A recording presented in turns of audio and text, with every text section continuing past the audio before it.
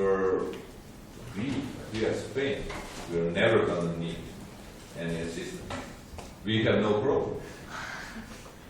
And he told me it was like almost impossible even to start any serious conversation on the preparation for the whole thing, because it was an outright rejection of even the thought of something like that happening. And then in 3 months, the situation completely changed.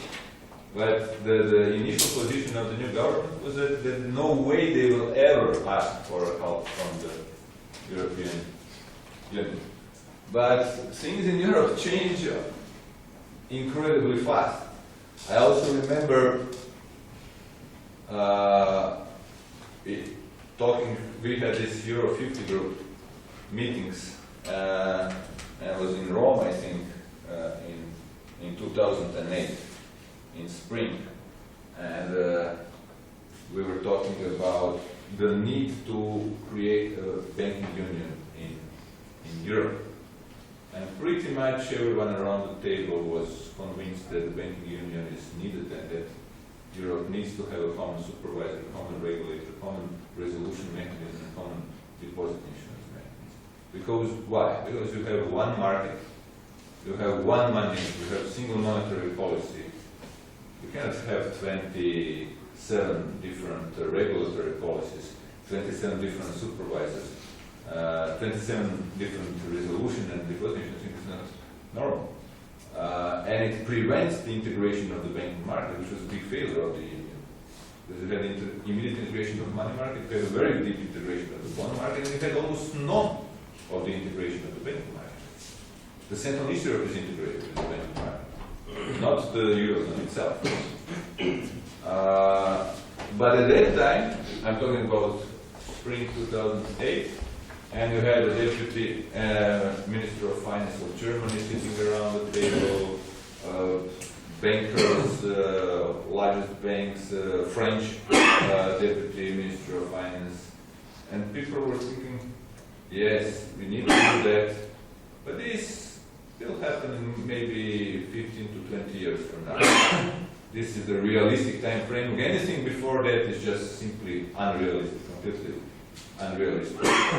Okay, then the crisis started, and a couple of years ago, in the same kind of forest, you would have people telling you, but this is becoming very now. We really have to do something about the integration of the banking market. But it's going to come in 10 years because preparations, etc. And then you go to the ECOFIN meeting in Cyprus 3 weeks ago, and there's a proposal that starts on the 1st of January of next year.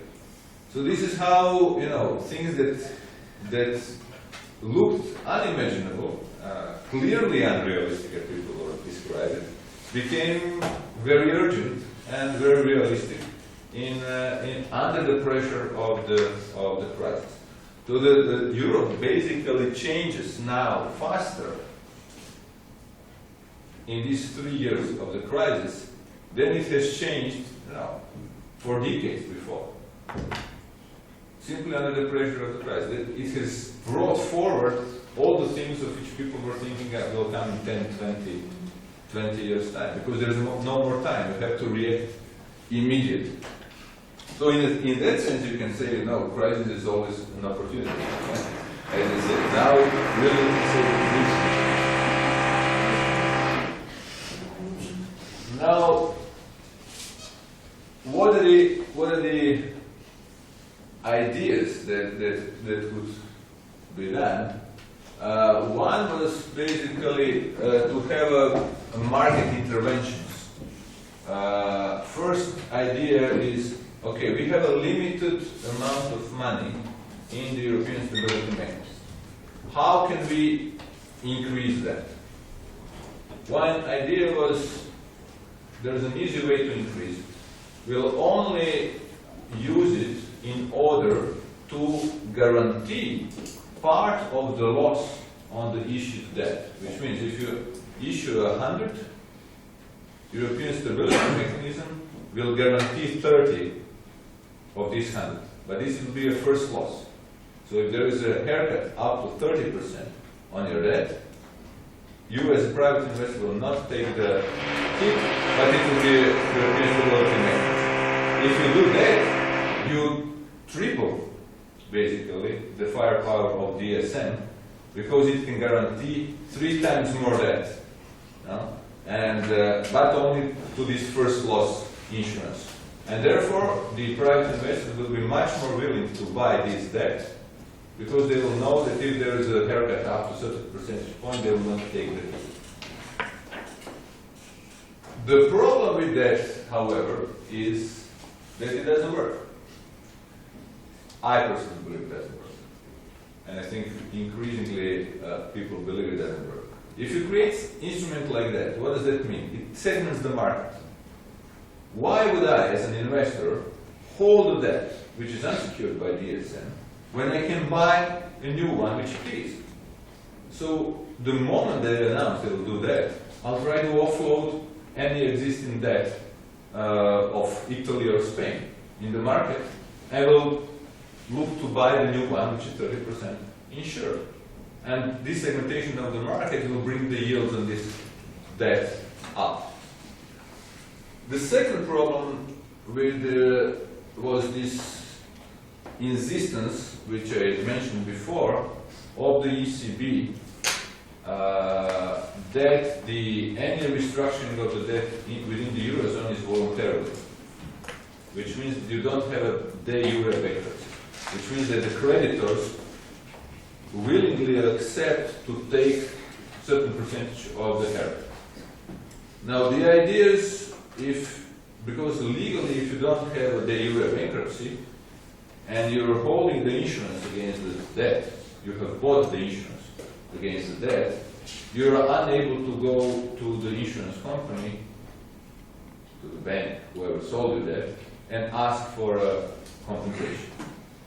So then they tell you you voluntarily accepted a haircut, therefore you cannot trigger your insurance on the debt.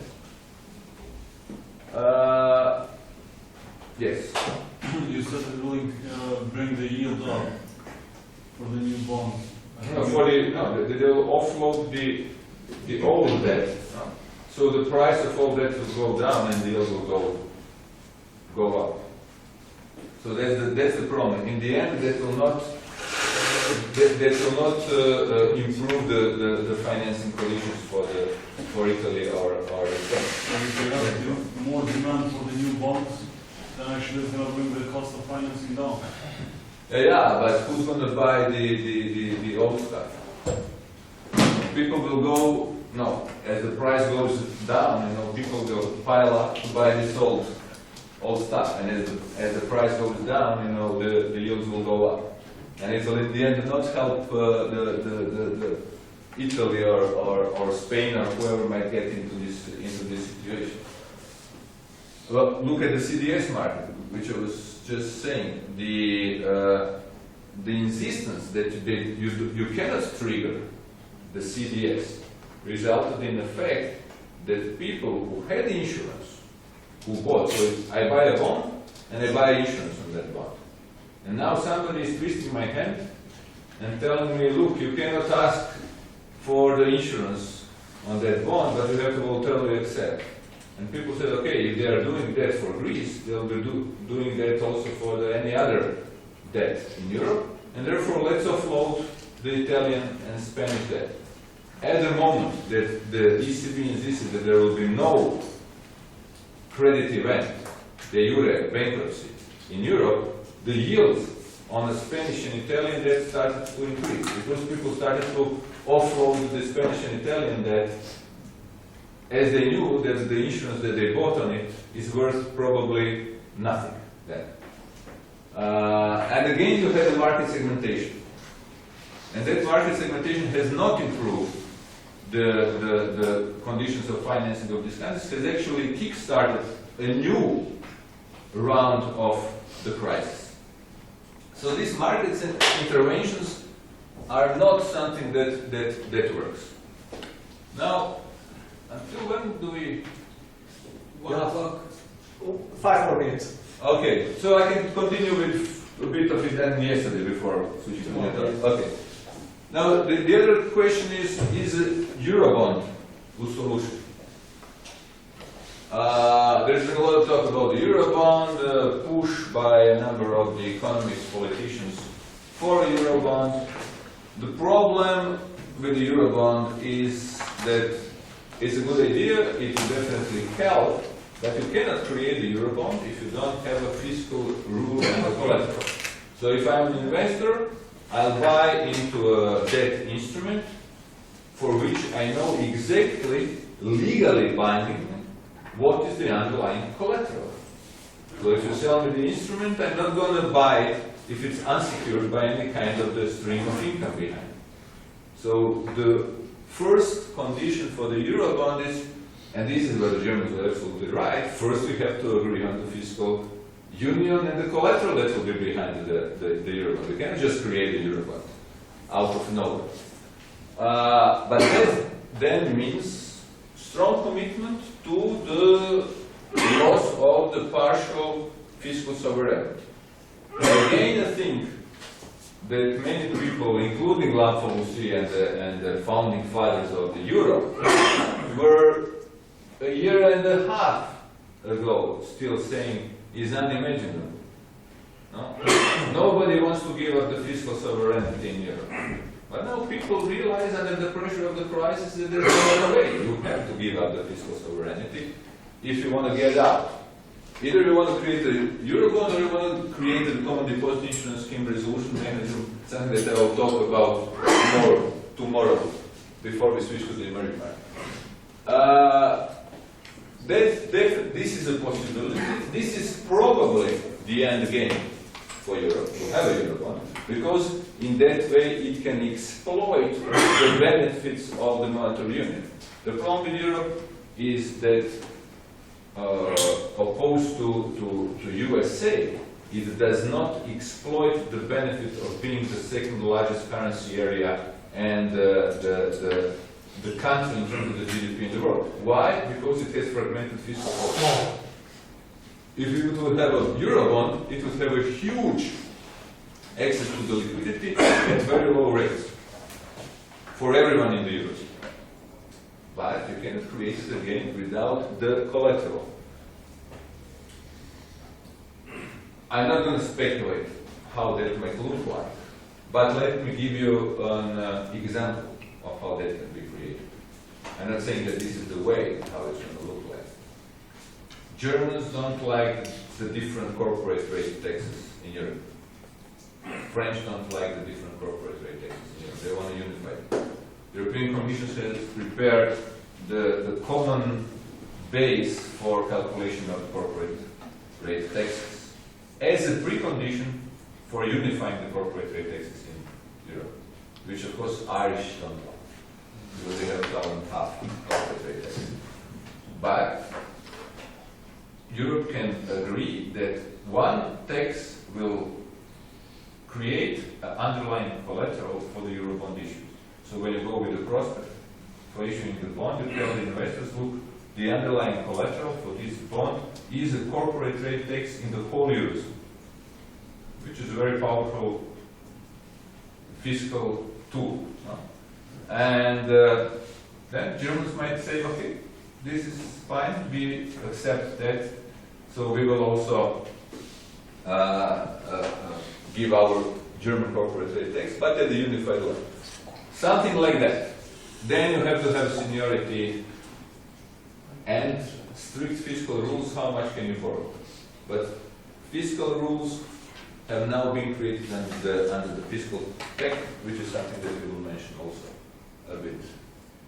Maybe now it's time to stop. Okay, Eurozone exit, we're going to go quickly through that before we.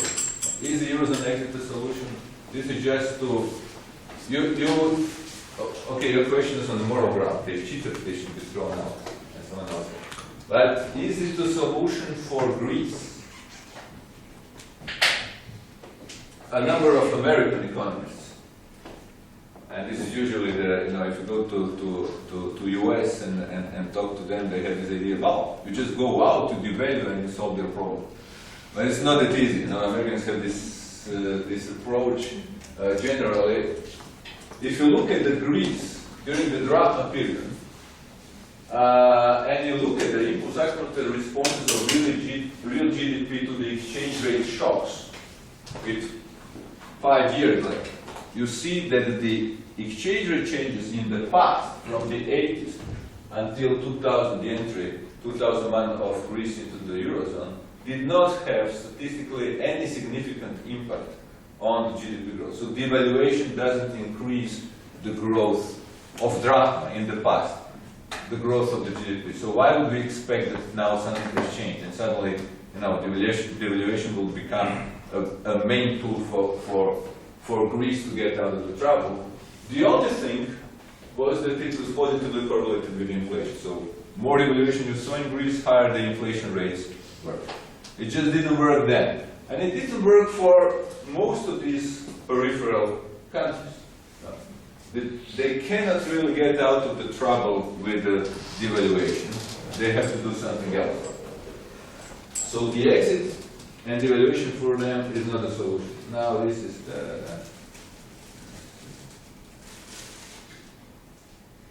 So what is the exit for the problem for these countries? I would claim again, and here I go back to the slide on the economic policy sovereignty. They have to do much better with the things which are in exclusive national, under exclusive national economic policy control. These are the structural rigidities in the peripheral countries compared to the 33 advanced economies. So basically, you can see that the Greece fares worse in any of the three main business climate indicators. Here you have this World Bank Doing Business report, you have a Freedom House, and you have this OECD structural comparison. So any of them you take, on any measure, Greece is the worst of all 33 countries. Italy, terrible, huh? Behind the Greece. Portugal, even a little bit better than Italy. Spain, again, it's to 26th, 27th, in the league of 33 countries. Only Ireland is structurally okay economy. And this is exactly where Ireland is now getting out of the crisis quickly, and the others are having problems. So the solution is not an exit from the Eurozone devaluation, but structural reforms. These are the stock of the FDI inflows, and you can see, those that are structurally good get the inflow: Ireland, Portugal, Spain, Italy, and Greece. So that because of their structural weaknesses, they don't even get enough of the FDIs, and this is an ease of paying taxes.